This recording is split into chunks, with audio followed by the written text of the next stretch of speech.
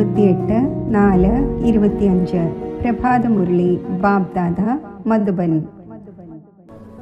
ബാബു പറയുന്നു, മധുരമായ കുട്ടികളെ, നിങ്ങളുടെ സ്നേഹം വിനാശി ശരീരങ്ങളോട് ആകരുത്. ഒരു വിദേഹിയെ സ്നേഹിക്കൂ. ദേഹത്തെ കണ്ടുകൊണ്ടും കാണാതിരിക്കൂ.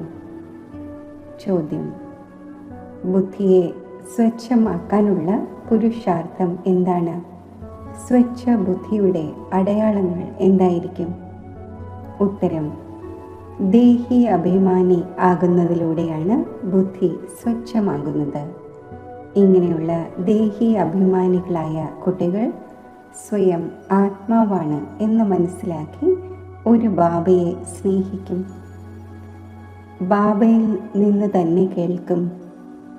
എന്നാൽ ആരാണോ മൂഢബുദ്ധികൾ, അവർ ദേഹത്തെ സ്നേഹിക്കുന്നു, ദേഹത്തെ തന്നെ അലങ്കരിച്ചു കൊണ്ടിരിക്കുന്നു. ഓം ശാന്തി.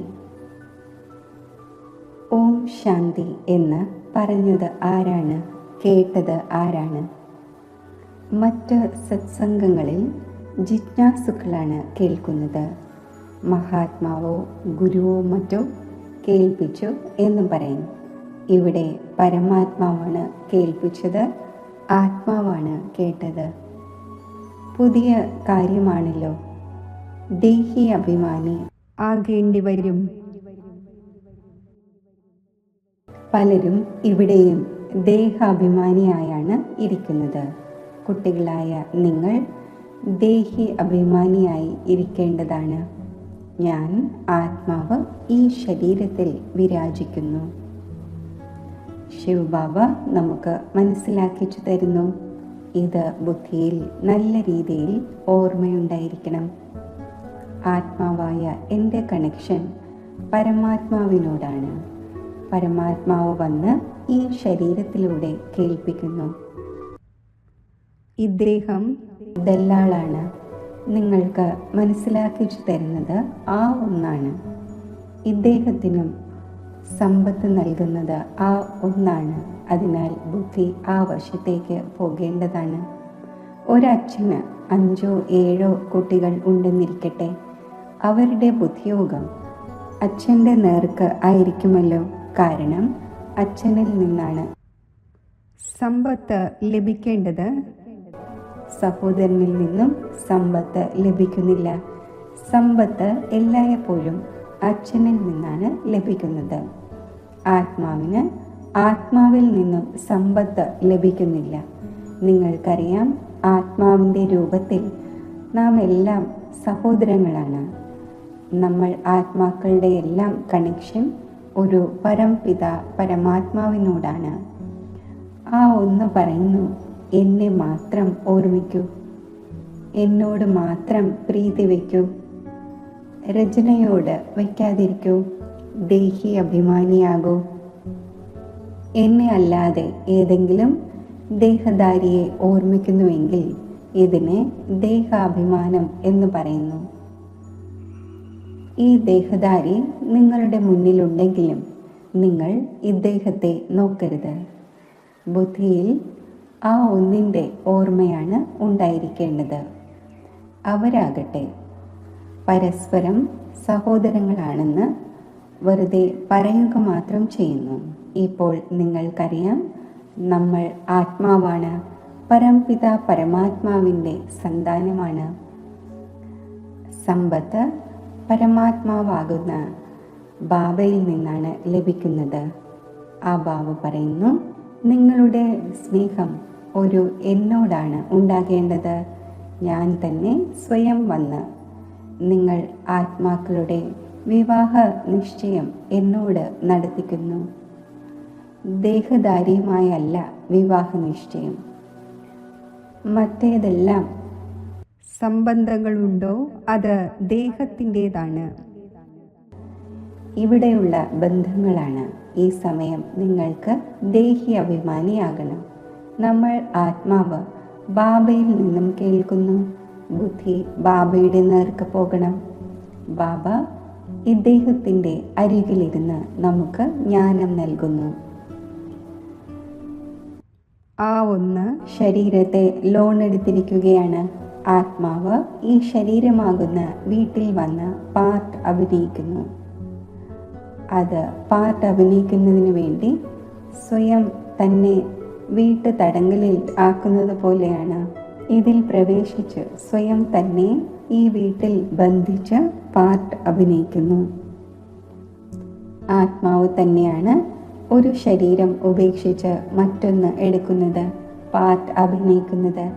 ഈ സമയത്ത് ആര് എത്ര ദേഹി അഭിമാനിയായിരിക്കുമോ അവർ ഉയർന്ന പദവി നേടും. ബാബയുടെ ശരീരത്തോട് പോലും നിങ്ങൾക്ക് സ്നേഹമുണ്ടാകാൻ പാടില്ല, അംശം പോലും പാടില്ല. ഈ ശരീരമാകട്ടെ ഒരു ഉപയോഗവും ഇല്ലാത്തതാണ്. ഞാൻ ഈ ശരീരത്തിൽ പ്രവേശിക്കുന്നത് നിങ്ങളെ പഠിപ്പിക്കുവാൻ വേണ്ടിയാണ്. ഇത് രാവണൻ്റെ രാജ്യം, അന്യദേശമാണ്. രാവണനെ കത്തിക്കുന്നു, പക്ഷേ മനസ്സിലാക്കുന്നില്ല. ചിത്രങ്ങൾ തുടങ്ങി എന്തെല്ലാം ഉണ്ടാക്കുന്നുവോ അതിനെ അറിയുന്നില്ല. പൂർണ്ണമായും മൂഢബുദ്ധിയാണ്. രാവണ രാജ്യത്തിൽ എല്ലാവരും മൂഢബുദ്ധികളാകുന്നു. ദേഹ അഭിമാനമാണല്ലോ തുച്ഛ ബുദ്ധിയായിപ്പോയി. ബാബ പറയുന്നു, ആരാണോ മൂഢബുദ്ധികൾ അവർ ദേഹത്തെ ഓർമ്മിച്ചു കൊണ്ടിരിക്കും, ദേഹത്തോട് സ്നേഹം വയ്ക്കും. ആരാണോ സ്വച്ഛബുദ്ധി അവർ സ്വയം തന്നെ ആത്മാവെന്ന് മനസ്സിലാക്കി പരമാത്മാവിനെ ഓർമ്മിച്ച് പരമാത്മാവിൽ നിന്നും കേട്ടുകൊണ്ടിരിക്കും. ഇതിൽ തന്നെയാണ് പ്രയത്നമുള്ളത്. ഇതാകട്ടെ ബാബയുടെ രഥമാണ്. വളരെ പേർക്ക് ഇദ്ദേഹത്തോട് സ്നേഹമുണ്ടാകുന്നു. ഹുസൈൻ്റെ കുതിരയെ പോലെ അതിനെ എത്ര അലങ്കരിക്കുന്നു. ഇപ്പോൾ മഹിമയാകട്ടെ ഹുസൈൻ്റേതാണല്ലോ, കുതിരയുടേതല്ല.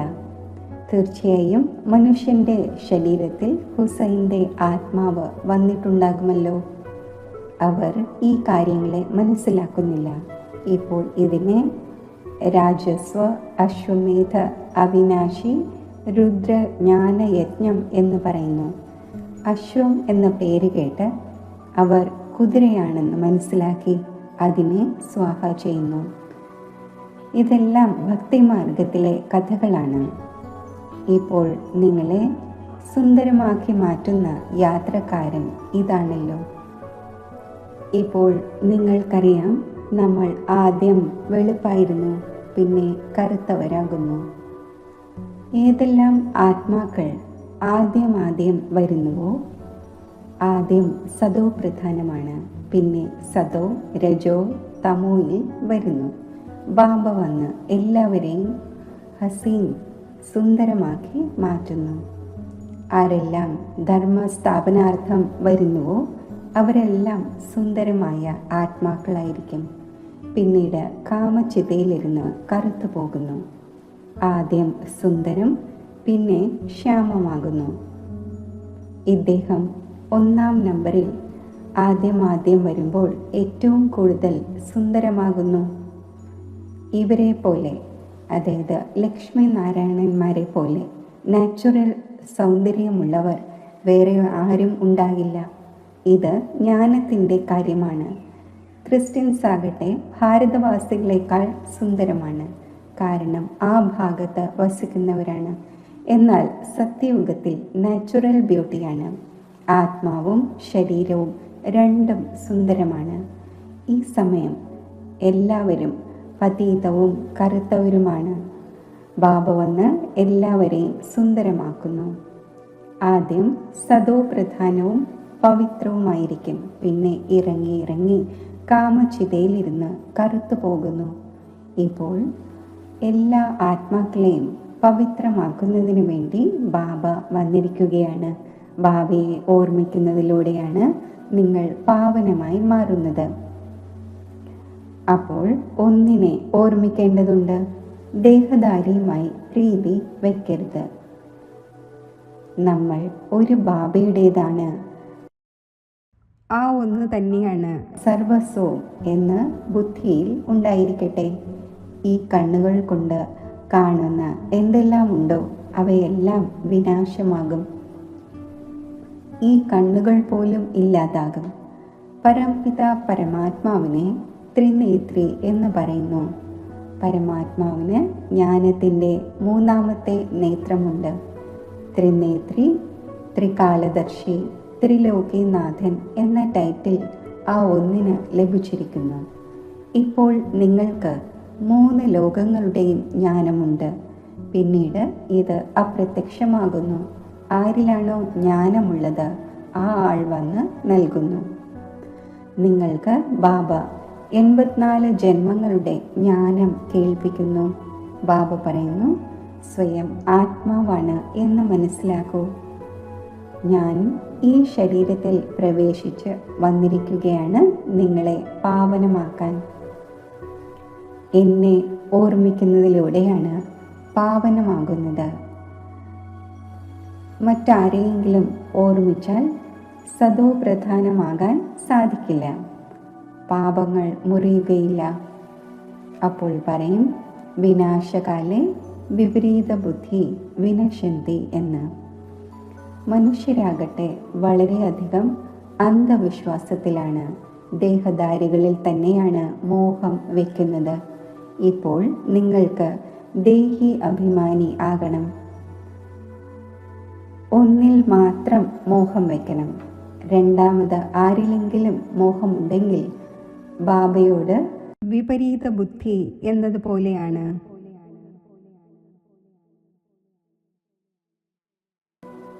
ബാബ എത്ര മനസ്സിലാക്കിച്ചു തരുന്നു.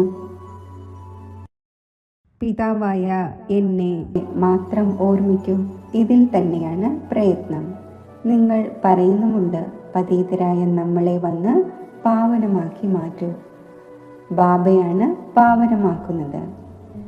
കുട്ടികളായ നിങ്ങൾക്ക് 84 ജന്മങ്ങളുടെയും ഹിസ്റ്ററിയും ജോഗ്രഫിയും ബാബ തന്നെയാണ് മനസ്സിലാക്കിച്ചു തരുന്നത്. അത് സഹജമാണല്ലോ. പിന്നെ ഓർമ്മയുടേതാണ് ഏറ്റവും പ്രയാസമായ ഡിഫിക്കൽട്ടായ സബ്ജക്റ്റ്. ബാബയോട് യോഗം വയ്ക്കുന്നതിൽ ആരും സമർത്ഥരല്ല. ഓർമ്മയിൽ സമർത്ഥരല്ലാത്ത കുട്ടികൾ പണ്ഡിതന്മാരെ പോലെയാണ്. ജ്ഞാനത്തിൽ എത്ര തന്നെ സമർത്ഥമാണെങ്കിലും ഓർമ്മയിൽ ഇരിക്കുന്നില്ലെങ്കിൽ അവർ പണ്ഡിതരാണ്. ബാബ പണ്ഡിതൻ്റെ ഒരു കഥ കേൾപ്പിക്കാറില്ലേ? ആരെയാണോ കേൾപ്പിച്ചത് അവർ പരമാത്മാവിനെ ഓർമ്മിച്ച് മറുകര എത്തി. പണ്ഡിതൻ്റെ ഉദാഹരണവും നിങ്ങൾക്ക് വേണ്ടിയാണ്. ബാബയെ നിങ്ങൾ ഓർമ്മിക്കൂ, എങ്കിൽ അക്കരെ എത്തും. മുരളിയിൽ മാത്രം തീവ്രമായതുകൊണ്ട് മറുതീരത്ത് പോകുവാൻ സാധിക്കില്ല. ഓർമ്മയില്ലാതെ വികർമ്മം വിനാശമാകില്ല. ഈ ഉദാഹരണങ്ങളെല്ലാം ഉണ്ടാക്കിയിരിക്കുകയാണ്. ബാബ ഇരുന്ന് യഥാർത്ഥ രീതി മനസ്സിലാക്കിച്ചു തരുന്നു. കേട്ടയാൾക്ക് നിശ്ചയമുണ്ടായി. പരമാത്മാവിനെ ഓർമ്മിക്കുന്നതിലൂടെ അക്കരെ എത്തും എന്ന ഒരു കാര്യത്തിൽ മുറുക്കെ പിടിച്ചു.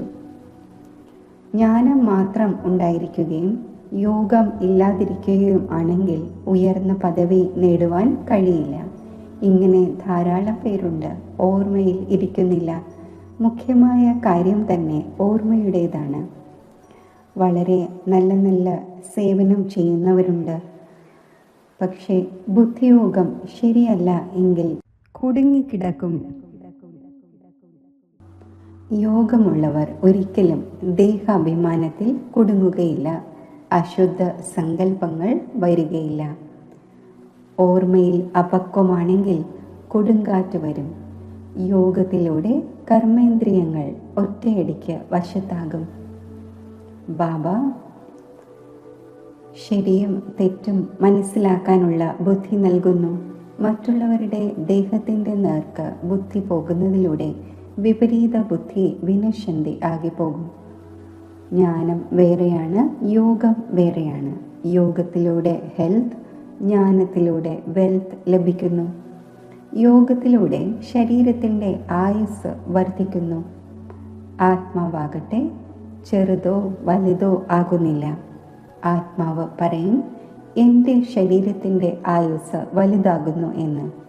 ഇപ്പോൾ ആയുസ് ചെറുതാണ്, പിന്നീട് അരകൽപ്പത്തിനേക്ക് വേണ്ടി ശരീരത്തിൻ്റെ ആയുസ് വലുതാകും.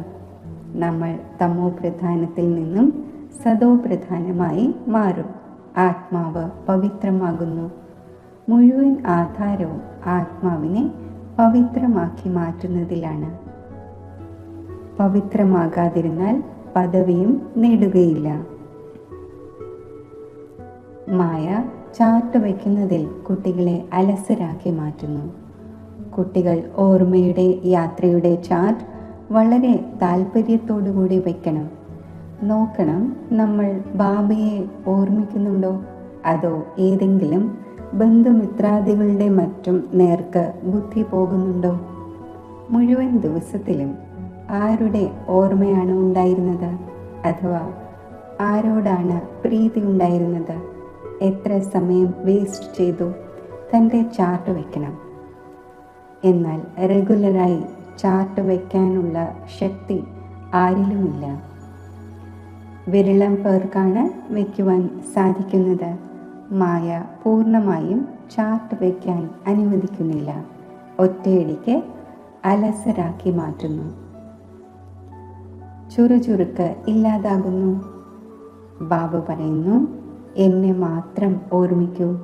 ഞാൻ എല്ലാ പ്രിയതമകളുടെയും പ്രിയതമനാണ്. അപ്പോൾ പ്രിയതമനെ ഓർമ്മിക്കേണ്ടതാണല്ലോ. പ്രിയതമനാകുന്ന ബാബ പറയുന്നു, നിങ്ങൾ പകുതി കൽപ്പം ഓർമ്മിച്ചു. ഇപ്പോൾ ഞാൻ പറയുന്നു, എന്നെ ഓർമ്മിക്കൂ.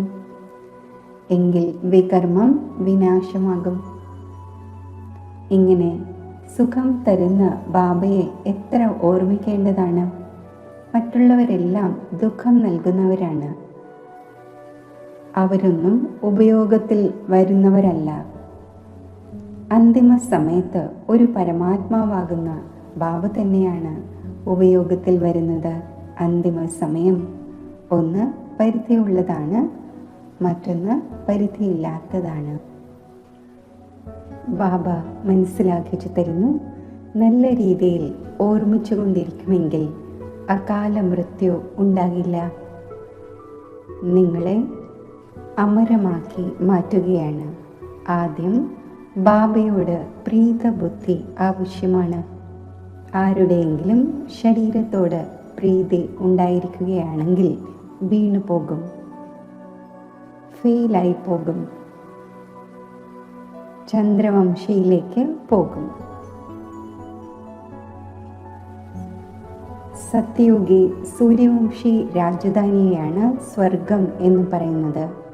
ത്രേതായുഗത്തെയും സ്വർഗം എന്ന് പറയില്ല. ഏതുപോലെ ദ്വാപരയുഗവും കലിയുഗവും ഉണ്ട്. കലിയുഗത്തെയാണ് രൗരവ നരകം എന്നും തമോ പ്രധാനം എന്നും പറയുന്നത്. ദ്വാപരയുഗത്തെ അത്രയും പറയില്ല. പിന്നെ തമോ പ്രധാനത്തിൽ നിന്നും സതോ പ്രധാനമാകുന്നതിനു വേണ്ടി ഓർമ്മ ആവശ്യമാണ്. സ്വയവും മനസ്സിലാക്കുന്നുണ്ട്, നമുക്ക് ഇന്നാളോട് വളരെയധികം പ്രീതിയുണ്ട്.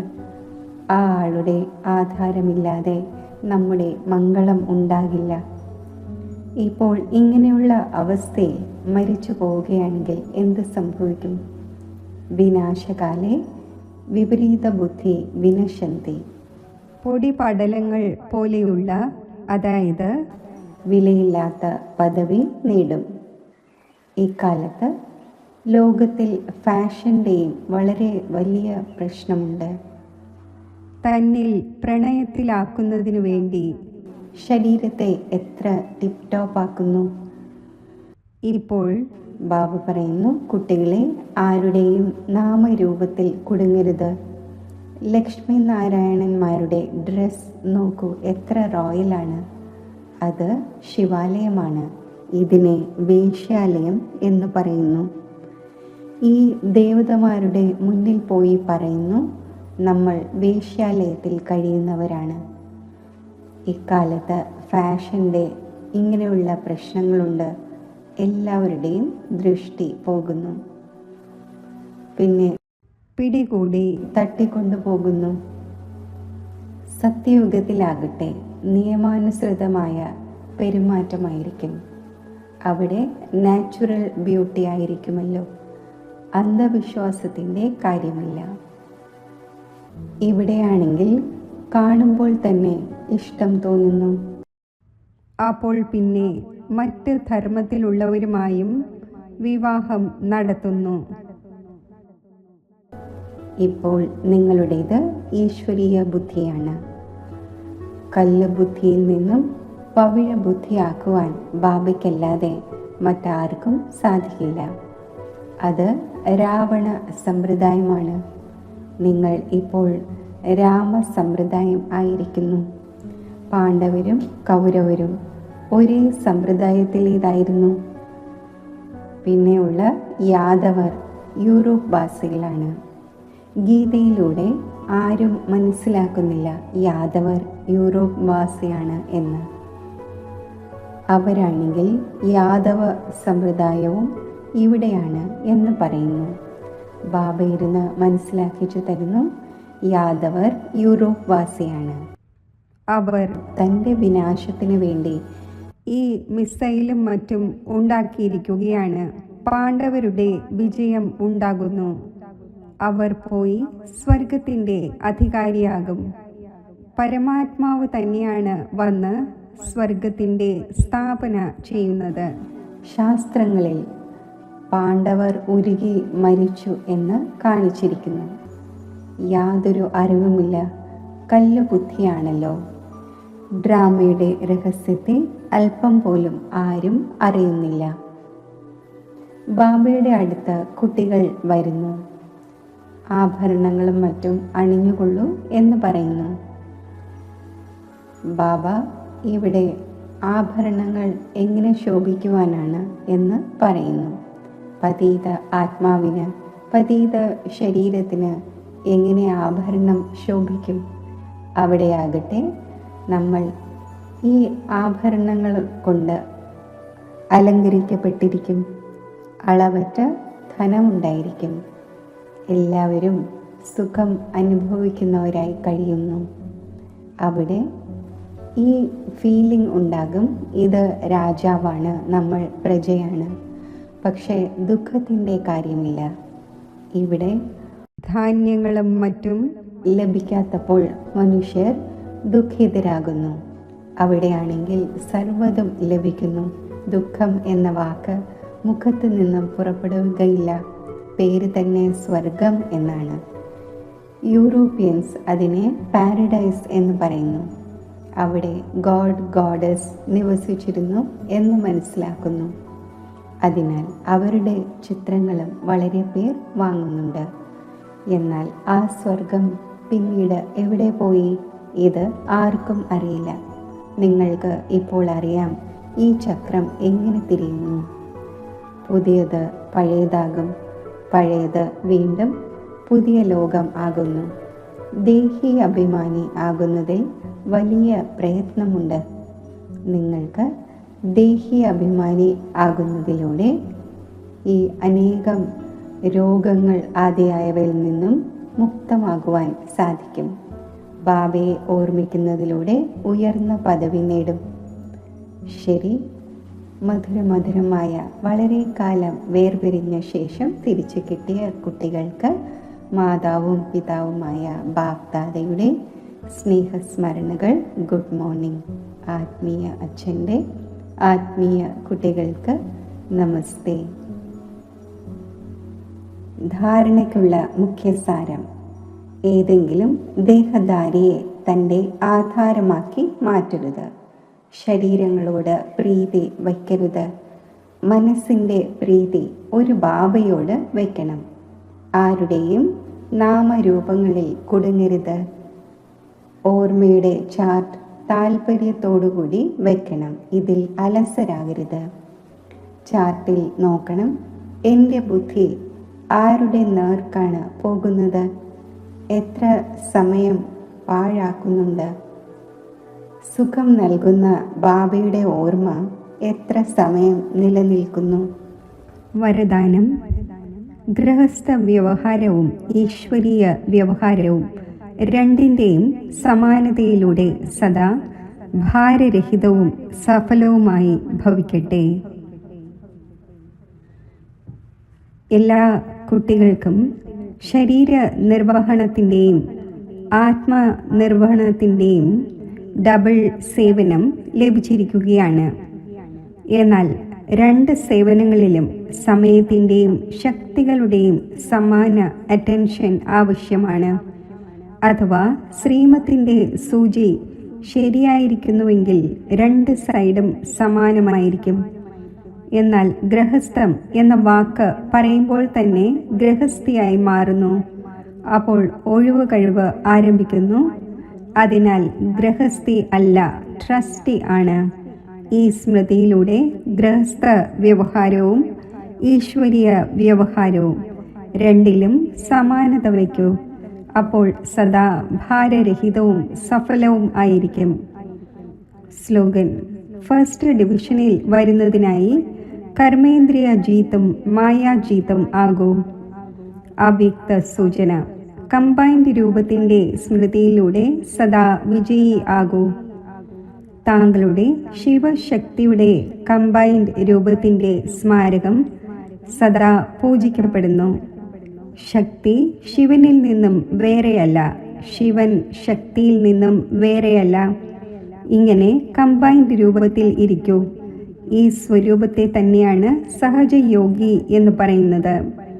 യോഗം ചെയ്യുന്നവരല്ല, എന്നാൽ സദാ കമ്പൈൻഡ്, അതായത് കൂടെ ഇരിക്കുന്നവർ. കൂടെ ഇരിക്കും, കൂടെ ജീവിക്കും, കൂടെ പോകും എന്ന ഏതൊരു വാഗ്ദാനമാണോ ഉള്ളത്, ഈ വാഗ്ദാനത്തെ ഉറപ്പായും ഓർമ്മ വയ്ക്കൂ. ഓം ശാന്തി.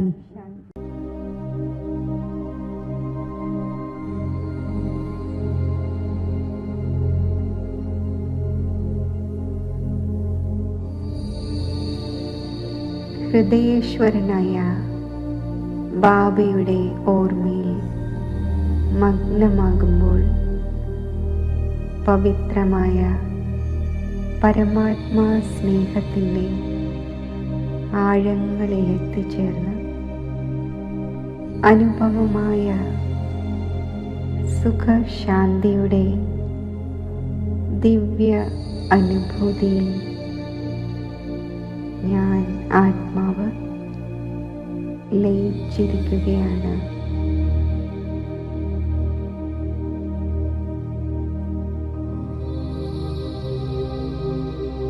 ഈ സർവശ്രേഷ്ഠ സംഗമയുഗത്തിൽ ഈ ദിവ്യമായ അനുഭൂതികൾ നുകരുന്നതിനോടൊപ്പം വിശ്വമംഗളത്തിൻ്റെ ഉത്തരവാദിത്വത്തിൻ്റെ കിരീടവും എനിക്ക് അണിയേണ്ടതുണ്ട്. സുഖശാന്തിയുടെ ഒരു തുള്ളിക്ക് വേണ്ടി ദാഹിക്കുന്ന വിശ്വത്തിലെ ദുഃഖിതരായ ആത്മാക്കൾ, ഹേ സുഖദേവ, ഹേ ശാന്തിദേവ, സുഖത്തിൻ്റെ ശാന്തിയുടെ ഒരു തുള്ളിയെങ്കിലും ഞങ്ങൾക്ക് തരൂ എന്ന് വിളിക്കുന്നു.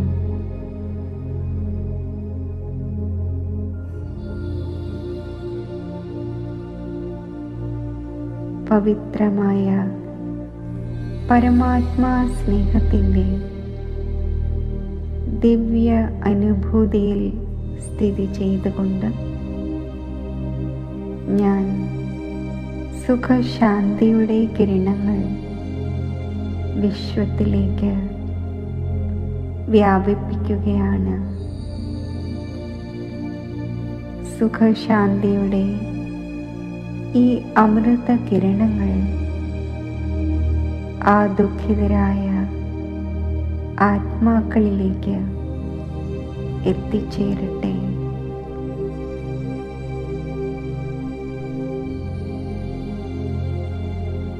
ഈ അമൃത കിരണങ്ങൾ ആ ദുഃഖിതരായ ആത്മാക്കളെ സ്പർശിച്ച് അവരെ ദുഃഖങ്ങളിൽ നിന്നും മുക്തമാക്കട്ടെ. സുഖശാന്തിയുടെ ഈ അമൃത കിരണങ്ങൾ പ്രാപ്തമാക്കി അവർ സന്തോഷമുള്ളവരായി തീരട്ടെ.